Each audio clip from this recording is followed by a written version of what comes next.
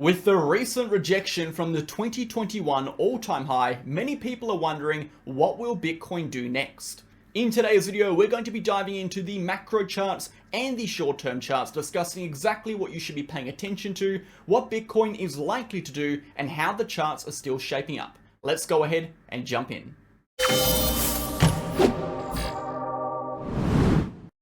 Okay, MegaWhale team, welcome back to the channel, guys. Thank you for tuning in. I hope you're all having a fantastic day today. In today's video, we're going to be discussing Bitcoin from a macro and a short-term perspective, going over the most important levels you need to be watching on Bitcoin's chart in terms of the macro view, going over the recent correction from the prior all-time high, and why Bitcoin has not yet even seen the parabolic phase of the upcoming bull market. We'll also be discussing the short-term price action, discussing the key levels that you should be paying attention to, exactly what we expect to occur next, and how you can capitalize on the upcoming move. And finally, we'll be going over the total cryptocurrency market cap, how the respective altcoin market cap and total market cap are looking. Before we do get into it, smash that like button, hit that comment button, and subscribe to the channel. We post daily videos on Bitcoin focusing on the facts, the data, the technical, and the structural information.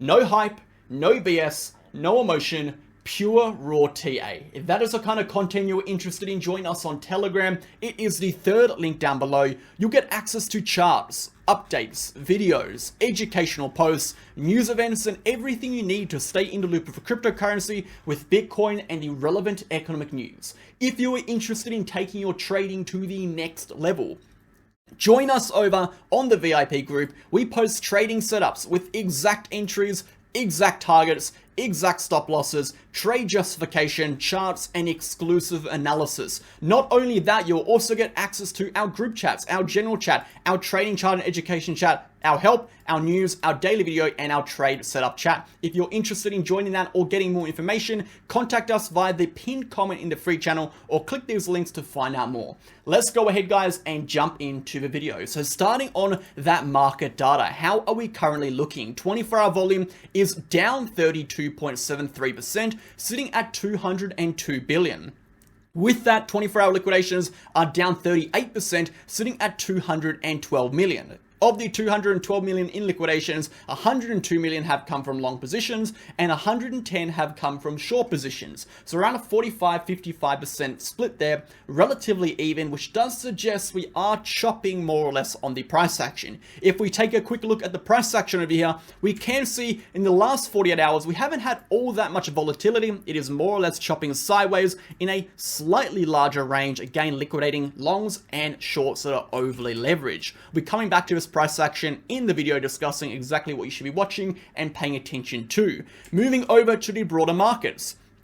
The DXY has done exactly what we have been expecting for the last 5 or so weeks. We saw the breakdown on the RSI signifying a negative momentum shift. This expressed relative weakness in the trend. We then saw the price action break down from the 2-month-long uptrend, suggesting the uptrend that we have been in has now converted to a downtrend. And we have now seen the price action drop down to our first area of support, which is at 103 to 102.8 level, which is going to be our prior higher low. Moving down from here, guys, if we do see an extended correction, we are looking for a retest of these prior yearly lows at around 101 to 108. Again, this would be very, very bullish for the markets if we do see that correction.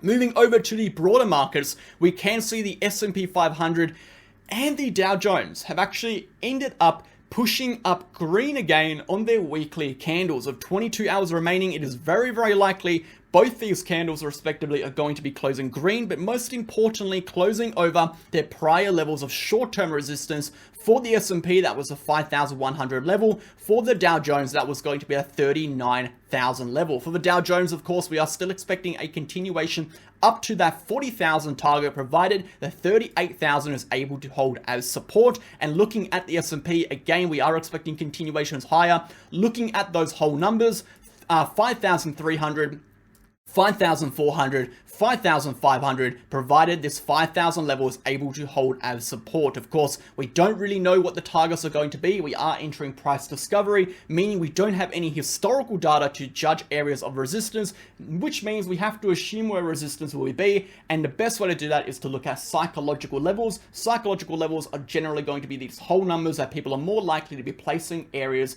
or their sell orders at. So looking at those whole numbers of potential reversals to develop from. With that being said, guys, we've already talked about what we're discussing today. We're going to be jumping straight into the charts. A quick word from Bitget and BingX before we do. I wanted to briefly interrupt today's video to discuss the two exchanges we use on this channel, Bitget and BingX. So which exchange should you sign up to? If you look to the right hand side of the screen, you're going to see the list of differences in relation to KYC requirements and the countries these exchanges offer services to. The first link down below being the Bitget link and the second link down below being the BingX link. No matter which link you sign up to, you're going to get up to 15% discounts on your trading fees, up to $5,000 in trading rewards, and of course, you'll get access to every single MegaWhale exclusive bonus campaign we run on these exchanges. Alongside that, Bitget and BingX are incredibly similar. They are both ranked top 10 in terms of trading volume. They both have extensive liquidity pools and market pairs offering up to 125x leverage. And most importantly, they both offer protection funds for their users to protect you against any third-party hacks. So get started now and support the channel by clicking the links below. Thanks for listening. Okay team, let's go ahead and jump straight into those charts. So as we discussed from the macro perspective, we've said a very bold statement at the start. We've said Bitcoin has not even yet seen that parabolic phase we have seen in the prior cycles. And we're going to be explaining why that is the case and what exactly we are looking out for that to trigger in today's video. But more importantly, we need to address one of the most important things a lot of people are speculating over at the moment, which is the rejection from the prior all-time high. So we're going to keep this part nice and brief as it does happen a few days ago. Really quickly, guys, what I've done on this chart is I've taken a look at the historical rejections from prior all-time high on the cycles. This, of course, was our first all-time high back in 2014. We had our next all-time high in 2017 and our all-time high in 2021. I've gone ahead and zoomed in on the phase of the price action of which we've come back and retested those levels of historical all-time high resistances. And this is what we have seen. Every single time we have retested those levels of historical all-time high resistance, we have seen a correction in Bitcoin's price action. And this was not unexpected. Like we said in the short term, we were expecting a move towards the all-time high. We're expecting an all-time high to act as a major area of not only profit taking, but an area of confluence. We're going to see a lot of volume jump into the market. And with that, we're going to see a large amount of volatility. We saw that in this instance resulting in a 14% correction. But historically, we have seen corrections as well. In the 2020 period, we saw a 12% correction from the prior 2017 all-time high. In the 2017 period, we saw a whopping 36% correction from the prior 2014 all-time high. So historically, the prior all-time high levels have acted as not only major ejection points, but this is what gets very interesting, they have actually also acted as major trigger points for the parabolic phase of the next cycle. So let's go ahead and dive into that statement a little bit more. So here is a macro chart. This is our 4-year cycle. Essentially, we have our bear market phase, our accumulation phase, our bull run phase. If we do look at the dotted trend line, the dotted trend line is the dead cat bounce high of the prior cycle. Every single time we break above that dotted trend line, we enter an official bull run. Perfect. We know we enter a bull run is because when we take the angle of the trend from the absolute bottom to the monthly breakout on the dotted trend line and compare the angle from the dotted trend line to the all-time high, the angle from the dotted trend line to the all-time high significantly steepens in comparison from the bottom to that dotted trend line. This is apparent through every single cycle. So we know that, again, when we break through a dotted trend line on a monthly, we see a massive surge in volatility, we see a massive surge in volume, we see a massive surge in overall strength, and this surge in strength generally lasts many, many months. If we look historically how many months this does actually last, we generally see from that breakout point to the all-time high around 13 to 14 months from that break to the next top. Applying that to the current structure, that would assume a potential top date in March to April 2025. But we can go a step even further. If we take a look at the prior all-time high resistances, we can see that when we break above the prior all-time high resistances, that is when we really start to see that parabolic growth in Bitcoin's price action. And again, guys, we have yet to even see that, as we are only just now breaking above that all-time high on the monthly chart. Now, this will require a monthly candle close above that monthly high, which is sitting around that $61,700 level. So we have 24 days remaining until we validate a monthly break of that prior all-time high, which would most likely send Bitcoin aggressively upwards in the months to come. If we take a date range analysis from the monthly candle break to the all-time high, we saw 7 to 8 months in that first cycle, and we saw in that next cycle 12 months between the breakout and the top. Assuming we get the monthly candle close this time, that will give us a projected top date between November 2024 and a potential earlier top in March 2025 again. So that gives us that range, which is going to be a early top would occur within that November 2024 period, and the latest top should occur between March to April 2025, according to the date range trends from the dotted trend line breakout and the all-time high, or prior all-time high breakout. So historically, we have not even seen that parabolic phase occur for the 4-year cycle for the Bitcoin bull run. All we have now seen is a large explosion in price action over many, many months as the narrative is shaping, as the environment of which the price action is moving is developing, as we have seen in the prior cycles. If you remember all the way back over here, guys, we told you we would see hundreds and hundreds of % gains on altcoins and Bitcoin before we even enter that parabolic phase. It's a parabolic phase, requires us to be breaking that prior all-time high. So it is looking fantastic. The future is looking bright. Let's move over to one more chart, and this is going to be back over here on the right-hand side. A lot of people are talking about the pi cycle indicator, and the pi cycle indicator has again projected many, many bottoms and tops relatively accurately. Now, we were a little bit off on the 2021 cycle, and we were a little bit off on that 2022 low, but historically it has pinpointed the tops and bottoms relatively accurately.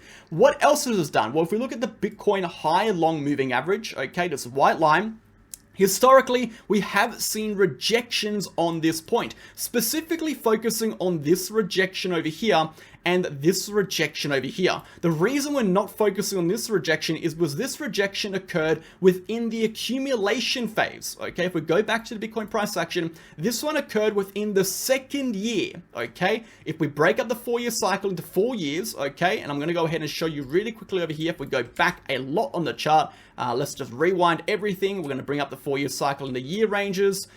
Give it 1 second, guys. Sorry, got a lot of data going on over here.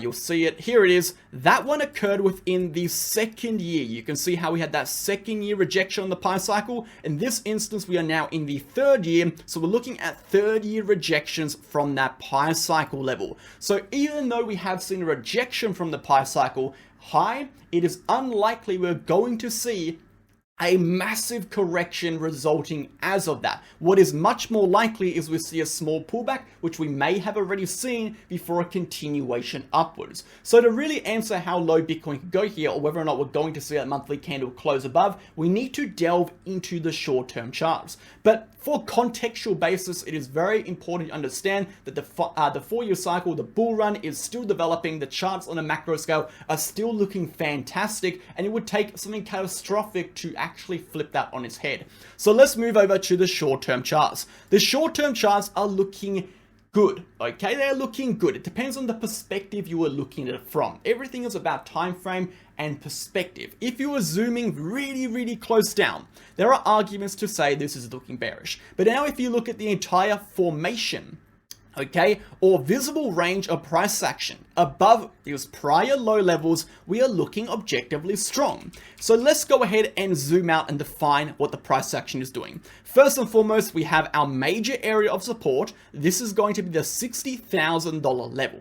This is going to be our prior lows, and even our sell side liquidity is going to be occupying this level of support. So we know 60,000 is not only a major short-term support, but if we move over to the macro chart, we can see 60,000 is actually also a major area of high time frame support, marked out by this level of support over here. Sorry about that, this level of support over here. Again, we can see that was the area of resistance of our first top in 2021 before we had that rejection and continuation through that level. A major point of resistance now becomes a major point of support. And if we go back to the short term, we've got our major area of resistance, which according to our VIPV, we can see over here, which is going to be here, which is our prior all-time high. So this is our prior all-time high, okay? And this is a major bullish trigger point, okay? Or bearish trigger point if we do break below it. So we are more or less ranging between these higher time frame levels right now, and that price action, again, is resulting in this uptrend into resistance and then this downtrend back into support and so on and so forth. So if we take a look at the broader perspectives, we could say for us to see a continuation upward, that would result in the price action entering price discovery and thus increasing the probability of a monthly candle close above that prior all-time high. We would need to see Bitcoin on the short term break above this level. So this level over here is not only going to be a trigger point for a continuation upwards, but might be a great opportunity to look for new entries on Bitcoin for longs if this level breaks, as that would be a key level of not only short-term resistance, but macro resistance that will be clearing, and we could see a move up to 70,000, potentially 72,000 if that does develop. On the downside, it is unwise to assume that we are bearish while we remain above a major area of support. However, if the price action does develop to the point in which this area of support is lost, we could see a correction back down to fill this gap in the VIPV, taking us back down to that $57,000 level. It is very important to note, if we do see that correction develop, that would push Bitcoin underneath the 60,000 support, taking us to 57,000. Although this would be bad, it wouldn't be the end of the world, because the key level that we need to remain above is not 57,000, it is 48,000. So moving back to the macro chart, if we take a look at that dotted trend line again, okay? The dotted trend line, I hope you can see it, this dotted trend line, the black dotted trend line, what we have noticed is every time we close a monthly candle above it, we never come back down to retest it. Even on that all-time rejection over here, 36% rejection, we didn't come back down to retest it. We closed, we never came back down. So a breakdown and a close underneath that dotted trend line could actually invalidate this recent move as deviation, and we could be breaking back below this neckline, okay? This neckline of support, we can see it laid out right over here, okay? Major area of support level. A retest over here would technically still be propelling Bitcoin upwards on a macro scale. It would not be nice over the next few weeks, of course, but of course, this would still be macro bullish. It is only if we lose this level do we enter now a macro downtrend for Bitcoin. Very bad stuff. So although we are not too concerned if we do see a correction, isn't ideal, but it's important to note that if we do see it, you understand the context of which it is happening within, and you understand the meaning behind it. Moving over to the short-term chart in more detail, guys. So what we can see on the RSI, again, we are starting to develop these higher highs, right? We are slowly developing these higher high levels, and we are developing these slow, or should I say, as equal low points. So on this short-term price action, we are going to be trending in this uptrend into resistance, okay? This uptrend into resistance, provided this low at around 65,400 is able to hold. At the moment, we are showing strength, okay? It is only if we lose this local low point would we show relative weakness, and that could result in a correction back down to retest this prior level at 63,000. So I'll be very much paying attention to that on the short term. Until then, I am expecting continuations upwards. Now, it is not a good enough risk return in my opinion to be taking longs here for continuations up to this resistance. I'd much rather wait for breakouts of this upper level of resistance, okay, before taking longs, or at least retests of this area of support, because my invalidations can be very tight. If we do see breakdowns of this level, that could be a good opportunity to look for a short back down potentially to 64,000 or even this $63,000 level. At the moment, the trend is still good. We are still looking relatively strong. We're just experiencing an area of indecision, but that indecision is still backed up with relative strength. So only if we start losing these local lows will the sellers or the bears actually take control of the short-term price action. So let's go ahead and finish up on the total cryptocurrency markup. The total cryptocurrency markup is looking good. Again, we have now approached another area of short-term resistance, which is going to be that $2.5 trillion level. Again, these psychological levels always act as potential resistances. If we move over to the Bitcoin chart and we look at this really quickly on, let's say, the 3-day chart, that $2.5 trillion level on the total cryptocurrency markup, if we go back to it over here, you can see this local high point that is corresponding, okay, with this level on the chart right over here at that 60K level. So we saw that eventual breakthrough and rally to all-time high. We do expect the total cryptocurrency markup to actually follow through with that. So we are expecting a breakout and continuation potentially to that $3 trillion range. Again, if that does fail and reject, this area is a major area of support. There is no cause for concern for cryptocurrency as a whole, or the market as a whole, unless this area fails to hold as support. So you have to look at the bigger picture. As for altcoins, they are looking fantastic. Look at the chart over here, guys. We can see we have a huge rounded bottom formation. We had that breakout and consolidation, and we are expecting a continuation to retest these prior high points at around 840, 850 billion. So there's still a little bit more for altcoins to go on that move upwards. If we look at the RSI, we have that equal rejection points over here on the RSI. That trend line carries forward. We are potentially coming up to retest that area. This would act as a major area of resistance and potential end of the altcoin cycle if we do reject and break below these lows. So I'll show you again, if we reject from a level and break below those lows at 66, that would be incredibly bad for altcoins. However, we do have the potential on the third retest to break through that level, and if we see that, guys, that is going to be parabolic. We're going to see massive returns on altcoins if that actually is developed, because that would trigger not only a positive momentum flip on the macro chart, okay, it would show that this cycle has had more strength than the prior cycles at the all-time high levels. That is massive in terms of contextualization. That is massive in terms of the potential the altcoin market cap could have, and we could see a huge swing up to this 2.4, 2.3, potentially $3 trillion level for altcoins alone. So pay attention, guys.